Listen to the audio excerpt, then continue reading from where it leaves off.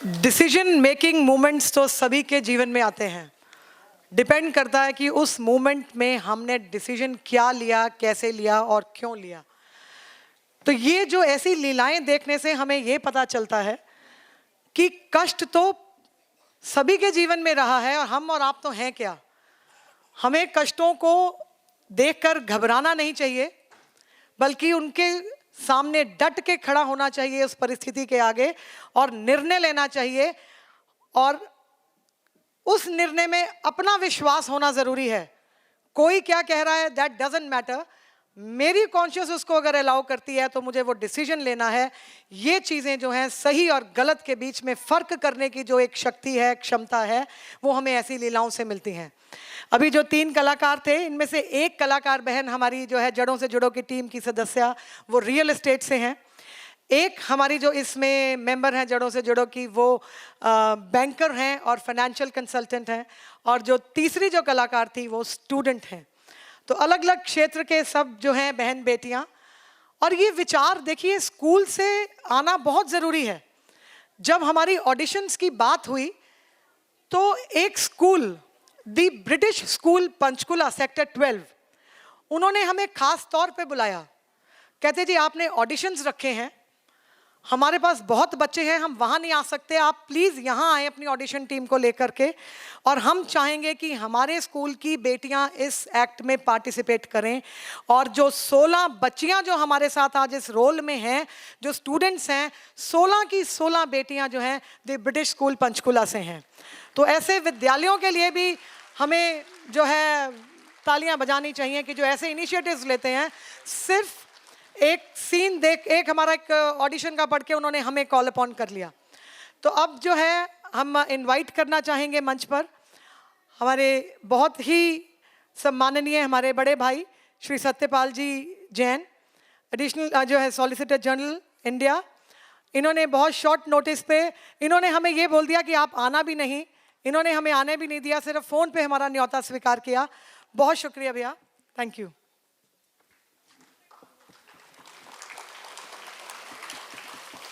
आज के लव कुश के प्रकरण की प्रस्तुति के शुभ अवसर पर आए हुए सभी धर्म प्रेमी सज्जनों और देवियों, मैं एकता नागपाल जी का और जड़ों से जुड़े इनकी सारी टीम का बहुत आभारी हूं, जिन्होंने आज इतने महत्वपूर्ण कार्यक्रम में आपके साथ साथ मुझे भी यहाँ आने का मौका दिया। आज का मौका कोई भाषण देने का मौका नहीं है, ये लव कुश से संबंधित उस सारे प्रकरण को लोगों के सामने प्रस्तुति करने का बहुत ही अच्छा प्रयास है। मैं इसके लिए उनको बधाई देता हूँ। सिर्फ 2 छोटी छोटी बातें कह के मैं अपनी बात समाप्त करना चाहूँगा।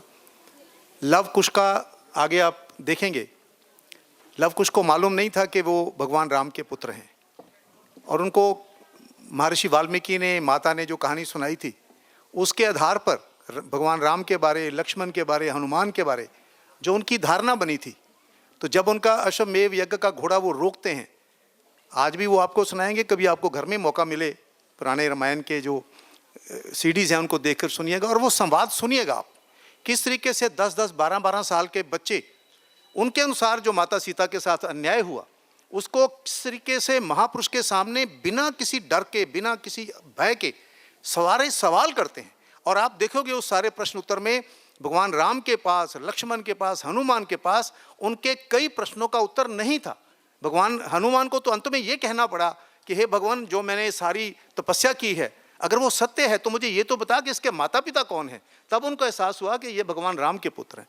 मैं ये बात कहता हूँ कि अपने मन में जहाँ जो संदेश मिलता है, कहीं अन्याय होता है, गलत बात होती है, तो अगर 10-12 साल के बच्चे बोल सकते हैं तो हमें भी वो कर्ज होना चाहिए कि अगर हमारे सामने ज्यादती हो रही है, बिना डर के, बिना भाव के हम उसके खिलाफ प्रोटेस्ट करें, उसके खिलाफ बोलें।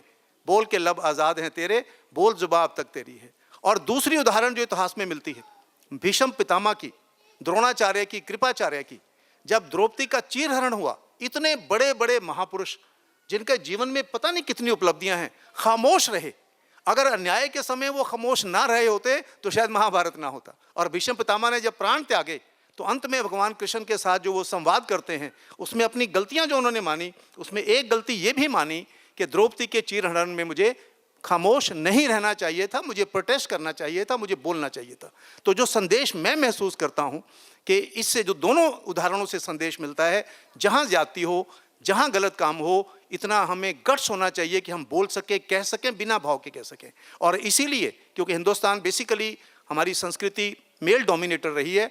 आप भगवान राम ने जब उनके दरबार में महर्षि वाल्मीकि आए, सीता आई, अंत में सीता ने जब धरती माता को बुलाया और धरती माता की गोद में गई, तो वो वाक्य कभी आप याद रखिएगा, जो दुनिया भर में जब तक दुनिया रहेगी, एक पत्नी, एक माता, एक बहन और एक स्त्री के साथ क्या बीतती है जीवन भर, उस दो वाक्य से उनका मिलता है। उन्होंने कहा, भगवान मैं जा रही हूँ, मैंने धरती माता को बुलाया कि मुझे अपनी गोद में ले ले, और भगवान से ये भी प्रार्थना करती हूँ कि जब भी मेरा जन्म हो, मुझे पति के रूप में आप ही मिलें, पर भगवान जो इस जीवन में मेरे साथ किया, फिर दोबारा कभी किसी महिला के साथ, किसी स्त्री के साथ ऐसा मत करना। ये सीता का आखिरी वाक्य है जब वो धरती में समाने से पहले बोलती हैं। हमें इस इतिहास से जितना हम सबक सीख सकें, हमें सीखना चाहिए। मैं क्षमा चाहता हूँ, बीच में विघ्न डालकर मैंने आपका समय लिया, मैं इसके लिए क्षमा चाहता हूँ। और एकता नागपाल जी को, सारी टीम को, और इस बात के लिए भी कि सारे कलाकार महिला हैं, और एक महिला से जुड़ी हुई एक सांस्कृतिक और ऐतिहासिक चीज़ को महिलाओं से ज़्यादा कोई प्रकट नहीं कर सकता। बहुत बहुत सबको बधाई। जय हिंद, जय भारत। एक मिनट भैया, एक मिनट।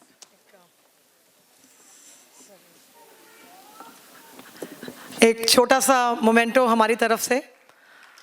इस पर जो लिखा है वो हमारी जड़ों से जुड़ों की सोच है कि आधुनिक भौतिक विज्ञान उन्हीं निष्कर्षों तक पहुंचा है जहां तक भारतीय वेदांत युगों पहले पहुंच चुके थे। तो बहुत बहुत शुक्रिया भैया, और अगली बार आप समय निकाल करके आइएगा। और हमारा अगला सीन बिल्कुल रेडी।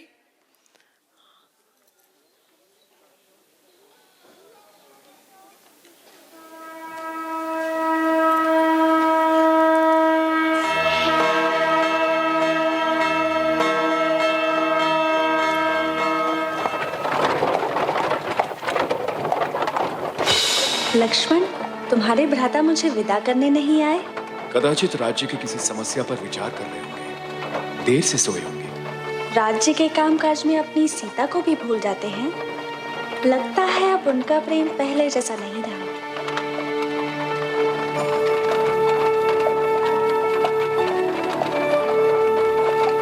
राजा को अपना कर्तव्य निभाने के लिए अपनी इच्छाओं का बलिदान करना पड़ता है, त्याग करना पड़ता है।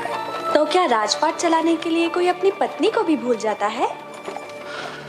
आर्यपुत्र तो मेरे बिना एक पल नहीं रह सकते थे, व्याकुल हो जाते थे।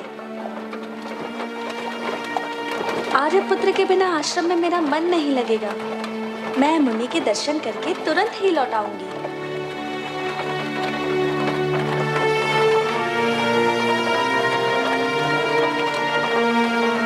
तुम्हारे भैया ने मुझे अकेले आश्रम भेज दिया। इसका दंड मैं उन्हें अवश्य दूंगी। मैं उनसे बात नहीं करूंगी, मौन व्रत रख लूंगी। हाँ। अच्छा भाभी, अब मुझे आज्ञा दीजिए। तुम रो क्यों रहे हो? कैसे बताओ भाभी माँ? हाँ? लक्ष्मण, बताओ क्या बात है? भाभी, आपको एक और वनवास भोगना है। हाँ? वनवास? हाँ माताश्री, अयोध्या नरेश ने आपका त्याग किया है। क्या? मेरा त्याग? असंभव। लक्ष्मण, तुम्हें धोखा हुआ होगा। काश मुझे धोखा हुआ हो। ये कैसा अनर्थ है भगवान, कैसा अनर्थ है। तुम क्यों रो रहे हो भैया? मत रो, बस इतना बता दो, मेरा दोष क्या है? कोई दोष नहीं। फिर आर्यपुत्र ने मेरा त्याग क्यों किया? भाभी माँ, अयोध्या वासियों ने लंका निवास के संबंध में आप पर संदेह प्रकट किया। हाँ? इसलिए उन्हें आपका त्याग करने पर विवश होना पड़ा। अगर लोगों का विचार मैं पहले जान गई होती तो लंका में ही भस्म हो गई होती। भाभी माँ, राजधर्म की मर्यादा के लिए उन्होंने मेरा त्याग किया, उचित किया। तुम भी चिंता ना करो लक्ष्मण, जाओ अयोध्या नरेश की सेवा में सहर्ष जाओ। हमसे कोई भूल हो गई हो तो क्षमा कर दीजिएगा।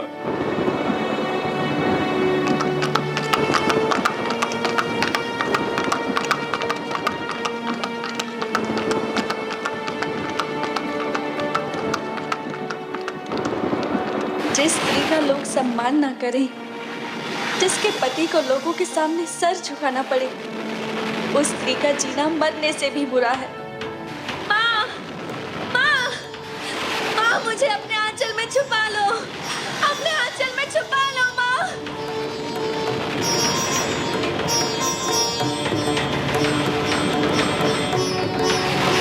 अपने आंचल में छुपा लो। ठहरो पुत्री। हाँ? महारानी सीता, तुम?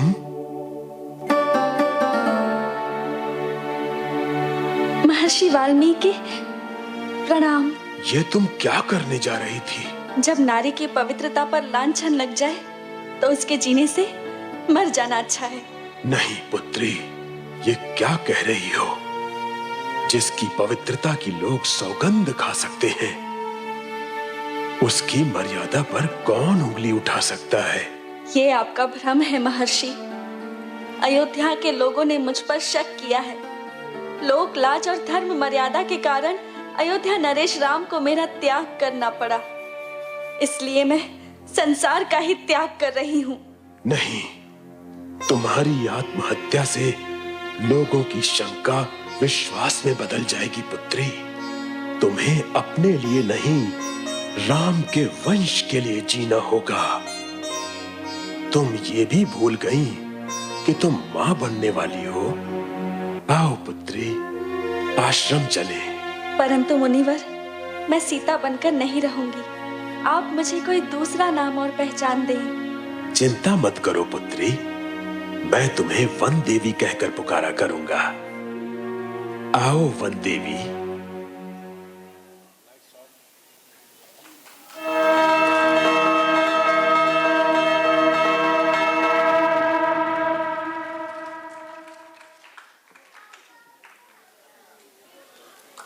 देखिए, एक जो पत्नी का जो धर्म है उसको इस सृष्टि में अगर किसी ने सबसे बखूबी निभाया है तो वो हमारी माँ जानकी हैं। और आसान नहीं था राम जी की पत्नी बनना। अगर राम जी की पत्नी का दर्जा कोई ले सकती थी तो वो शक्ति का स्वरूप सिर्फ और सिर्फ माँ जानकी ही ले सकती थी। इनके जीवन से इतना कुछ हमें सीखने को मिलता है। ये जो ग्रंथ हैं हमारे हिंदुस्तान, हम इतने खुशकिस्मत हैं कि हमने हिंदुस्तान की धरती पे जन्म लिया। ये भारत भूमि है, यहाँ के कण कण में ज्ञान है। यहाँ रामायण, महाभारत, गीता जैसे जो है सूत्र हैं ज्ञान के।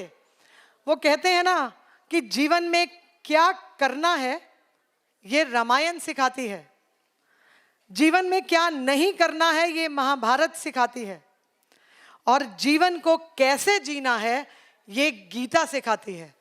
अगर हम सिर्फ इन 3 विषयों पे थोड़ा थोड़ा ज्ञान हासिल कर लें तो हमारा मानव जन्म जो है ये एक बहुत खूबसूरत जन्म के रूप में हम इसको जी सकते हैं। हर मुश्किल का जो है हम डट के सामना कर सकते हैं।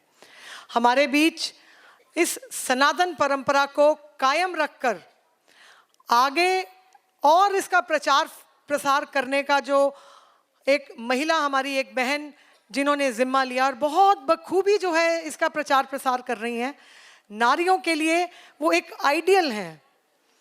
आजकल जो यूथ जो है वो कन्वेंशनल चीज़ें ज़्यादा नहीं पसंद करता। उसको विचार पुराना सुनाना है तो उसको उसकी भाषा में बात करके बताना पड़ेगा। और ऐसा काम विराटनगर में जो हमारी साध्वी बहनें हैं बहुत बखूबी करती हैं। और विराटनगर से अब जो है डॉक्टर अमृता दीदी हमारे बीच पहुंची हैं। बहुत बहुत बहुत, हाँ जी, अच्छा अभी बाहर जो है निकले हैं। उनका बहुत अभिनंदन। और ऐसी बहनों का आशीर्वाद सब पर बना रहे, ये बहुत ज़रूरी है। हमारे बीच ऐसी ही एक एनर्जेटिक हमारी बहन, बिंदास, बखूबी अपने काम को, अपने विचार को रखने वाली और ठोक के काम करने वाले जिसको हम कहते हैं, रंजीता मेहता जी हमारे बीच पहुंची हैं। उनका हम अभिनंदन करते हैं। और पूजा चावड़िया जी हमारे बीच एसडीएम पंचकुला पहुंच गई हैं। एडिशनल डायरेक्टर पूजा चावड़िया जी हमारे बीच जो हैं, ये एग्जाम्पल है ऐसी महिलाएं कि महिलाएं क्या नहीं कर सकती हैं।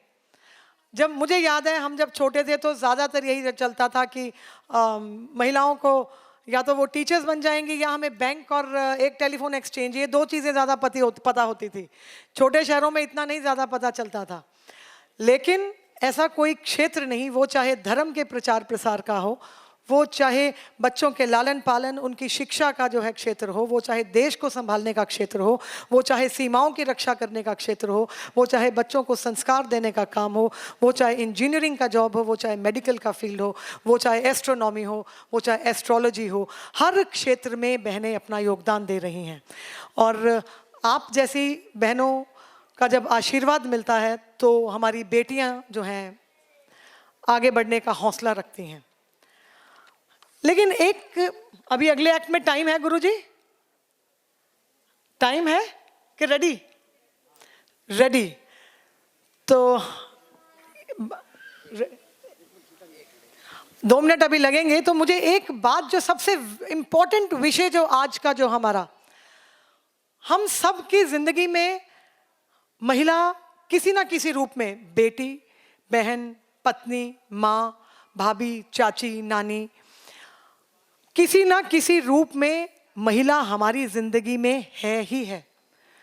मेरी यहाँ जितने भी अभिभावक बैठे हैं, जितने भाई बैठे हैं, सबसे एक एक्टिविटी करने की मैं अपील करूंगी। सब आंखें बंद कर लेना, बहुत ईमानदारी से आंखें बंद करना, और जिस स्त्री को आप सबसे ज्यादा प्रेम करते हैं, बेटी, बहू, बहन, जो भी, पत्नी, माँ, उसके बारे में सोचें। मैं अपनी बेटी को बहुत प्यार करती हूं, तो मैं अपनी बेटी की तस्वीर अपनी आंखों में लेकर खड़ी हूं। वो खेल रही है, बाहर गई दोस्तों के साथ हंसती खेलती, अचानक से कुछ लोग आए और उन्होंने मेरी फूल सी कोमल बेटी के ऊपर तेजाब गिर दिया। जल गई मेरी बेटी, तड़प रही है, रो रही है, चिल्ला रही है, चीखें मार रही है, मेरे से मदद मांग रही है, मौत की दुआ मांग रही है। अपनी बेटी पे इमेजिन करो कि एक बार सोचो कि आपकी बेटी पे ये हो गया। सोचने मात्र से कंपन हो जाती है। मेरी बेटी के ऊपर जो हंसती खेलती आज 10वीं कक्षा की छात्रा है और अपने सपने लेकर के आगे चल रही है, इस मंच पर भी परफॉर्म कर रही है, इस थिएटर से बाहर निकली और कुछ हुड़दंगबाज आए और उन्होंने मेरी बेटी की जिंदगी को तहस नहस करके रख दिया। कितना खौफनाक पल वो लड़की और उसके परिवार वाले झेलते हैं। मुझे नहीं मालूम आपके दिलों में कितनी सिरहन उठी, मेरा तो दिल कांप गया। मेरी बेटी छोड़ो, मैं तो अपने ऊपर भी सोच के कांप रही हूं कि अगर मेरे ऊपर ही कोई डाल जाए तो मैं इतनी दर्द बर्दाश्त कर सकती हूं क्या? मैं भी मौत की दुआ मांगूंगी। और गलती क्या है इन बेटियों की? सिर्फ कि किसी ने इनको चाहा और इन्होंने उसको मना कर दिया। हमें ये रोकना है, हमें इसको रोकना है, और इसके रोकने के लिए हमें अपने बेटों को एजुकेट करना है, हमें अपने समाज को समझाना है, हमें एक्सेप्टेंस लेकर के आनी है। कुछ टाइम पहले तक ऐसा था, मैं अपनी बात कर रही हूं, मैं आपकी बात नहीं कर रही हूं। अब जब इस विषय पे हमने बात करनी शुरू करी तो मेरी एसिड अटैक सर्वाइवर्स से मुलाकात होनी शुरू हुई। एक एसिड, जो मेरी पहली जिस सर्वाइवर को मैं मिली, मैं उसको देख नहीं पाई जी भर के। मेरी आंखें झुक रही थी, मैं उसका चेहरा नहीं देख रही थी, मैं उसके कदमों को, इधर उधर जमीन को देख रही थी। जिसको देखने में भी मुझे हौसला चाहिए, वो उस जो है पीड़ा के साथ अपनी जिंदगी जी रही है। उस पीड़ा को कम करने के लिए हमें और आपको कुछ करना होगा, नहीं तो बेटियां तो मेरे भाई हमारे घर में भी हैं। और मुझे इतनी खुशी हुई है ये देखकर कि ये बेटियां जिनको मैं मिली, आज हमारे बीच 4 ऐसी बेटियां हैं। एक तो ऐसी बेटी है जो 3 साल की थी और हुड़दंगबाज आए होली वाले दिन, सिर्फ आउट ऑफ फन, मस्ती मारने के लिए उन्होंने 3 साल की बेटी के ऊपर रंग नहीं गिरा, तेजाब गिर दिया और उसको दोनों आंखों से वो अंधी हो गई। ये त्योहार है, ये हमारी कल्चर है देश की?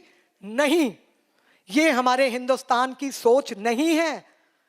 ये हमारे जो है सोच का इतना एक हाईजैक हमको कर लिया, हम पे इतने इन्फ्लुएंसेस आ गए हैं, इतना हमारे ऊपर मटीरियलिज्म और ये जो ग्लैमर हावी हो गया कि हम भूल ही गए कि हम मानव हैं। 3 साल की बेटी, इमेजिन, ये क्या, ये हैवानियत है। एक बेटी मुझे मिली जो आज हमारे बीच मौजूद है, वो कहती जी कि मेरे ताया जी का बेटा, बड़े पापा का बेटा, वो मुझे कहता है कि मुझे तेरे से प्यार है। और मैंने कहा कि तू आज तक मुझे किस नजर से देखता था। उस बेटी का पिता जो है इस दुनिया को छोड़ के चला गया। 6 महीने हुए पिता ने जो है दुनिया छोड़ दी। माँ डिप्रेशन की शिकार हो गई। मौके का फायदा उठा करके ताया जी के बेटे ने उसको प्रपोज किया, उसने एक्सेप्ट नहीं किया और उस सो कॉल्ड ताया जी के बेटे ने उसके ऊपर एसिड फेंक दिया। What is this? क्या है ये? मुझे नहीं मालूम ये हम किस दिशा में जा रहे हैं, लेकिन जड़ों से जुड़ों का यही प्रयास कि हम अपने बच्चों को ही सिर्फ नहीं, बच्चे तब तक शिक्षा नहीं ले पाएंगे जब तक अभिभावक एजुकेटेड नहीं होंगे। मेरी बेटी को अगर मैं कहूँगी कि जो है 3 घंटे जा कर के एक फिल्म देखना ज़्यादा बेटर है तो वो फिल्म देखेगी, और अगर मैं अपनी बेटी को कहूँगी कि तो चल 3 घंटे तुझे ऐसे अपने संस्कारों वाले कार्यक्रम देखने हैं, तो वो यहाँ आकर के ये सीखेगी। तो इसीलिए अभिभावकों की ड्यूटी बनती है कि हम अपने बच्चों को संस्कार दें और सिर्फ बेटियों की बात ना करें, बेटों की बात करें। बेटों को भी इक्वली, हम बेटियों को तो बेटे बना रहे हैं लेकिन बेटों को बेटियों के प्रति सेंसिटिव नहीं कर रहे। तो इसी सोच के साथ आज हमारी बेटियां जो हैं यहाँ पर खुद समाज को बदलाव लाने के लिए, उसको बदलने के लिए अपनी जिम्मेदारी उठा रही हैं। और हमारी छोटी छोटी बेटियाँ, जिसमें हमारी दिव्यांग बच्चियाँ भी हैं, वो रोल प्ले कर रही हैं। कृपया करके तालियों से इनका हौसला जरूर बढ़ाना।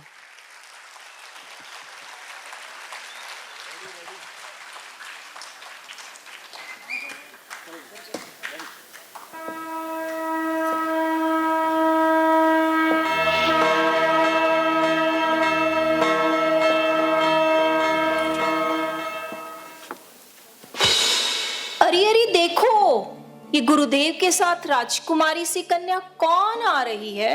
अरे हाँ, कितनी सुंदर है। ये है कौन? मुझे क्या पता, गुरुदेव से ही पूछते हैं ना। प्रणाम गुरुदेव। गुरुदेव, हम सब यह जानने के इच्छुक हैं, ये स्वर्ग की समान अप्सरा सी देवी कौन है? ये देवी कहाँ से आई हैं? क्या ये हमारी मेहमान हैं? इस देवी का नाम क्या है? ये देवी हमारे साथ आश्रम में रहेंगी ना? ये हमारी मेहमान बनकर कब तक रहेंगी गुरुदेव? हम सब यह जानने को उत्सुक हैं गुरुदेव। देवियों, आपकी उत्सुकता स्वाभाविक है। आपके किसी भी प्रश्न का उत्तर एक ही है। यह देवी इस समय हमारे आश्रय में है। आप सबकी यह हमारी मेहमान नहीं है। इस आश्रम पर जितना अधिकार आप सबका है, उतना ही अधिकार इस देवी का है। अब ये हमेशा के लिए हमारे साथ रहेंगी, क्योंकि इसी आश्रम में हम लेकर आए हैं, इसलिए इनका सम्मान होना चाहिए। आप सभी प्यार से इनको वन देवी कहकर पुकार सकती हैं। कोई शंका? कोई शंका नहीं गुरुदेव। हाँ, एक बात और, क्योंकि वन देवी गर्भवती है, इसलिए इनका विशेष ध्यान रखा जाए। हे वन देवी, आपका महर्षि वाल्मीकि के आश्रम में हार्दिक स्वागत है। आप हमारे लिए आदरणीय हैं। आप हमारी पुत्री समान हैं। आप हमारी सखा समान हैं। आपके आने से हमारे आश्रम में एक अलग प्रकार की ऊर्जा आ गई है। हम सब अत्यंत खुश और उत्साहित हैं। हम आपका सदैव ध्यान रखेंगे। आप भी हमें अपना ही समझो और आराम से यहाँ रहो। आप सब ने जो मेरे प्रति स्नेह प्रकट किया है, उसके लिए मैं आप सबका और गुरुदेव जी का आभार व्यक्त करती हूँ। आइए, मैं आपको आपकी कुटिया तक ले चलती हूँ।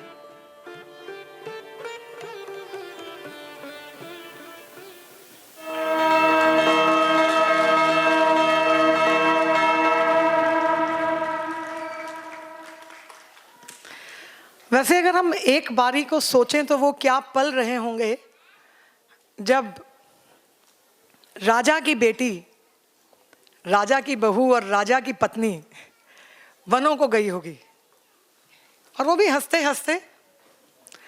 हम अभी जब आगे इस नाटक का मंचन देखेंगे तो हम देखेंगे कि सीता माता कहीं भी विचलित नहीं हुई।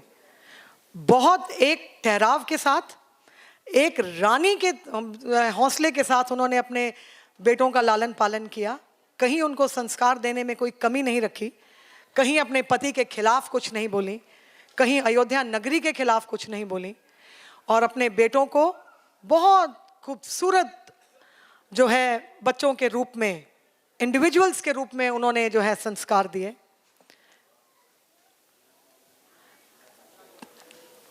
बात वही कि ये चीजें हमें बहुत कुछ सिखाती हैं। एक कहावत है कि जो दिखता है वो बिकता है। हम जो देखते हैं, आजकल ये पर्दे बहुत रुपहली हो गए हैं, बहुत कुछ दिखाते हैं। जितना हम देख रहे हैं उतना हम सीख रहे हैं। घूम फिर के मेरी तो कहानी यहीं आके अटकती है जी, कि जब तक अभिभावकों की सोच नहीं बदलेगी, समाज को बदलने में बहुत ज़्यादा जोर लगाना पड़ेगा। मैं जो है अब जो एक्ट है इसमें हमारी सीनियर मोस्ट जो एक्ट्रेस हैं इस एक्ट की, वो भी रोल प्ले कर रही हैं, और जो हमारी यंगेस्ट जो एक्ट्रेस है इस टोली की, वो भी इसमें रोल प्ले कर रही हैं। और 2 मिनट हम काफ़ी आ रही है अभी यहाँ पर आगे। एक और बहुत खूबसूरत सा पल, हौसले से भरा पल आपको अभी जीने का मौका मिलेगा। वो बच्ची जिसकी हम बात कर रहे थे कि वो 3 साल की बच्ची जिसके ऊपर एसिड फेंक दिया, उसने फिर पढ़ाई करी, 10वीं की उसने परीक्षा दी, और अभी पिछले दिनों में वो 94% नंबर लेकर के 10वीं में उत्तीर्ण हुई। और ये जो है आंखों से अंधी, समाज के बुरे विचार और संस्कार की सताई हुई, एसिड अटैक की पीड़ित ये हमारी बेटी काफ़ी एक बहुत खूबसूरत सा गाना आपके सामने पेश कर रही है। और क्या आप जानते हैं इस बच्ची का सपना क्या है? हौसला देखो, हम और आपके पास तो सब कुछ है। किसी दिन सास ने कुछ कह दिया, किसी ने पति ने कुछ कह दिया, किसी ने कुछ 2 पैसे हमारे मार लिए, किसी दिन गाड़ी के कोई टच करके चला गया, या किसी दिन जो है टूटी में पानी नहीं आया, तो या किसी दिन काम वाली नहीं आई और हम कितने परेशान हो जाते हैं। ये बच्ची, ये सिर्फ एक बच्ची नहीं, ये पूरी कौम जो है बच्चों की, वो जो दिव्यांगता और ऐसी अपंगताओं के बावजूद, समाज के बुरे व्यवहार के बावजूद अपनी हिम्मत नहीं छोड़ते, अपना हौसला नहीं छोड़ते, हमें सिखाने को बहुत कुछ देख के जाते हैं। तो हमारी ये बेटी काफ़ी जो है ये हमारे बीच आ रही हैं, और एक बहुत प्यारा सा छोटा सा इनको कुछ एक गीत याद है जो ये गीत सुनाना चाहती हैं। And do you know what a dream is? Her dream is to become an IAS officer. IAS officer बनना इस बच्ची का सपना है, और हम रिक्वेस्ट करेंगे समाज से कि ऐसे बच्चों के सपनों को साकार होने में हम जैसा भी योगदान दे सकें हम इनको दें। तो हमारे बीच जो है काफ़ी अपनी माँ के साथ एक बारी ज़ोरदार तालियों के साथ हम इन बच्चों का हौसला बढ़ाएं। मुझे तो लगता है हमें नतमस्तक होने की ज़रूरत है इनके हौसले के आगे। घबरा जाते हैं हम ज़रा सी चीज़ों पर, और ये बच्चे जो हैं जलन, इतने जले हुए शरीर के साथ, हौसले इनके ठंडक और मजबूती से भरपूर। प्यारा सा गीत काफ़ी के थ्रू। आप सभी को मेरा प्यार भरा नमस्कार। First of all I am really very thankful to all the staff and all the team जो उन्होंने मुझे यहाँ इनवाइट किया। तो आप सभी के समक्ष मैं एक भजन का छोटा सा भाग प्रस्तुत करने जा रही हूँ। आशा करती हूँ कि आपको पसंद आएगा। भला किसी का कर न सको तो बुरा किसी का मत करना, पुष्प नहीं बन सकते तो तुम कांटे बनकर मत रहना। भला किसी का कर न सको तो बुरा किसी का मत करना। पुष्प नहीं बन सकते तो तुम कांटे बनकर मत रहना। बन न सको भगवान मगर कम से कम इंसान बनो। नहीं कभी शैतान बनो तुम, नहीं कभी हैवान बनो। सदाचार अपना न सको तो, सदाचार अपना न सको तो पापों में पग मत धरना। पुष्प नहीं बन सकते तो तुम कांटे बनकर मत रहना। भला किसी का कर न सको तो बुरा किसी का मत करना। पुष्प नहीं बन सकते तो तुम कांटे बनकर मत रहना। कांटे बनकर मत रहना। Thank you. एक छोटी सी बात मैं शेयर करना चाहूँगी। अपार्ट फ्रॉम 95.2% मार्क्स 10th में, काफ़ी इज़ अ मैथमेटिकल जीनियस। ये 10 to 12 डिजिट्स के number multiplied by 2 to 3 digits mental calculation से कर सकती है। She is beyond Shakuntala Devi. And I would really love अगर आप किसी भी तरह से anybody wishes to support her, आप एकता जी से मेरा कॉन्टैक्ट नंबर लेके मिल सकते हैं। हम इनकी family, she has a younger brother, ये इसकी मम्मा है Suman. They are very very financially weak, uneducated parents.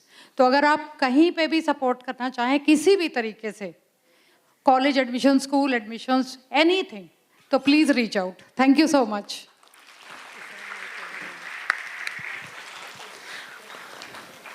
तो आप सब जो हैं एक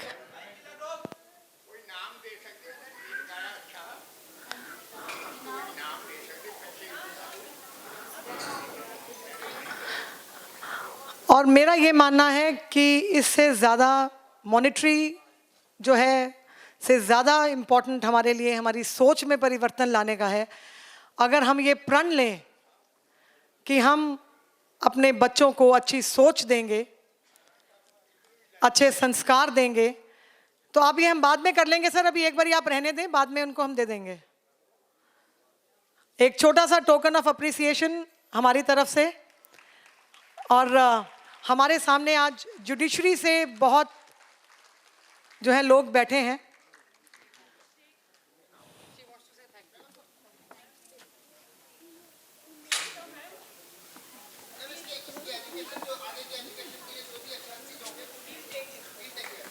So nice.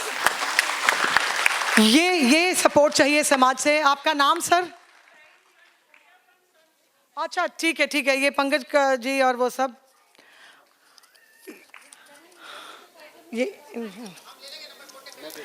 ये हम दे देंगे नंबर्स आपको। और इसकी बच्चे की आगे की एजुकेशन जो है स्पॉन्सर करी है हमारे भाई जो आए हैं, बहनें सन सिटी से, सन सिटी परिक्रमा पंचकुला, पंकज जी और पूजा जी। पंकज जी जो हैं रोटरी के मिड टाउन उसके प्रेसिडेंट हैं, समाज सेवा करते रहते हैं। और पूजा जी जो हैं, पूजा अग्रवाल जी, वो भी एक सोशल एक्टिविस्ट हैं और इको फ्रेंडली कंसेप्ट को लेकर के बहुत काम करते हैं। क्या हमारा अगला तैयार है? Scene ready? तो बाकी हमारे दोस्तों की हम परिचय अभी आपको इसके बाद कराते हैं। अगला सीन जो है हमारा बिल्कुल तैयार। ये खुशियों भरा माहौल, गोद भराई की रस्म सीता माता की।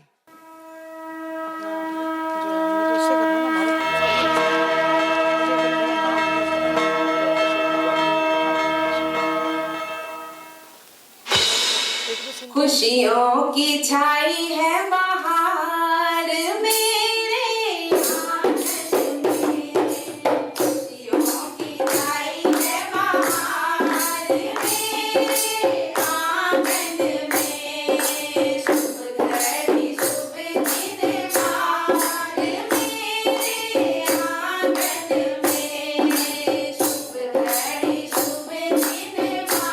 हमारे